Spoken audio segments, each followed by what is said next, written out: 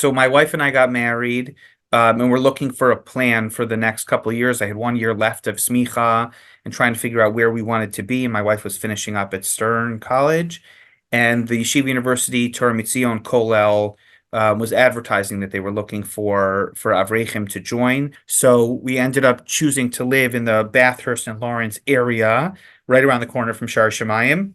And in addition to the Kollel years, where Rabbi Torchiner and Rav Baruch Weintraub from the Gush was there. We had amazing learning experiences, but I also had a tremendous internship experience with Rabbi Strauchler, and his wife were incredible to us and trained us in a lot of very subtle ways that were very helpful for my career. And also Rabbi Elliot Diamond, who is still in Shaarei Shomayim to this day, both outstanding mentors and teachers and speakers. And we learned a lot from them for the 2 years we dive in there. Yeah. Amazing. So tell me some of the takeaways from that period of some of the people that you learned under, like Rabbi Strauchler. Well, I don't know if either of them will end up listening to this podcast, but if they do, I say this with respect to them both. They are very different speakers. And was Rabbi Diamond, because of his part-time role in the shul and his work at the Nitivot school. So he's more of a part-time person of a smaller minyan. And then the rabbi of the shul is running the main minyan in the main sanctuary. Rabbi Strauchler, very formal, very prepared, very methodical, very sometimes cerebral in the way that he thinks about topics. And Rabbi Diamond, much simpler, much more soulful, just a different energy, a different vibe.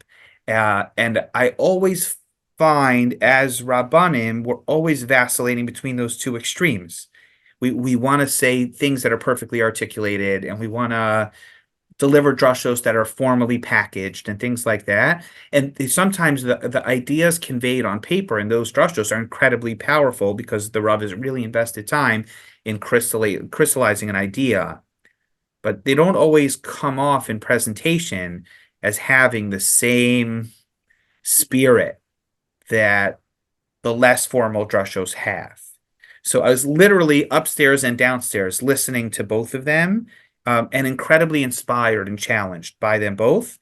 But the most amazing part was to be able to hear both of them at the same time, meaning on a regular basis. So I learned a lot from them both. I will also say that I didn't speak too often on Shabbos mornings in that shul. And the experience of being in the crowd, which Rabbanim lose. Once you're the Rav, you're not in the crowd anymore. Being in the crowd and listening to people's reactions to them was a very meaningful, long-term experience. Just hearing the way people responded. I remember drushos where people said they didn't like it. I remember drushos where people were upset by things that one of them may have said or didn't say, or a topic they took a certain perspective on, and how much people love them. There's a reason that people davened upstairs when they could daven downstairs and vice versa. People gravitated towards the minyan and the experience and the kind of Torah that resonated with them. And I was able to watch all of those people digest all of the ideas and the skills and the messages and the spirit of those two speakers.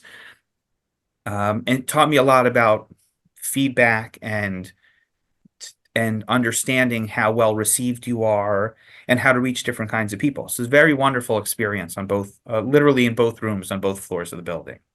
So would you say that you're kind of a synthesis of those two modes? No, but I would say that I aspire to be. I'm not sure where I fall out. Probably depends on the day. But I see the value in both, and I can tell the difference. I'm self-aware that sometimes a drasha lends itself to being formal. The timing is appropriate. The content feels like it's the kind of drasha that should be well structured and well written and well properly delivered. And sometimes you just want to tell people an amazing story and give them an amazing Rashi and tell them why you saw it and you couldn't help but share it with them. It's good to be aware that both of those skills exist and both of those skills are valuable, and you should allow the drasha to determine which kind of sermon you're giving.